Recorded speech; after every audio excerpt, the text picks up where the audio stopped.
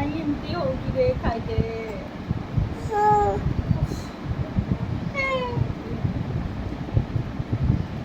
ଗୋଟେ କୁନି ଛୁଆକୁ ଖୁଆଇବା ପାଇଁ ଆମେ 3 ଜଣ ମେହନତ ଲାଗୁଛୁ। କରିବାକୁ ପଡୁଛି।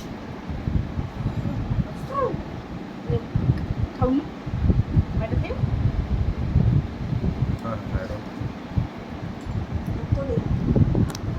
ମୁଁ ତ ପୁରା ହାତ ଟେକି ଦେଇଛି। 2 ଜଣ ଲାଗିକି ଯାହା କରୁଛନ୍ତି। ସେ ତା ମାଆକୁ ଶୁଆଇ ଦେଇନି। ଶୋଇଥିଲା ବେଳେ ଖାଲି ଯାଇକି ଆଉଜି ଗଲା ଖାଲି ତା ଉପରେ। ଖାଲି ଯାଇ ମୁଣ୍ଡିଆ ମାରିଲା ବେଳେ ଯାଇ ଆଉଜି ହବ।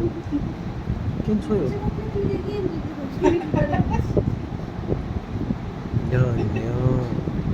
ମୁହଁ ଖୋଲୁଛୁ ଲୋ। ଆମ୍ବ ନା ବିଟ୍? ବିଟ୍ ଖାଉନି?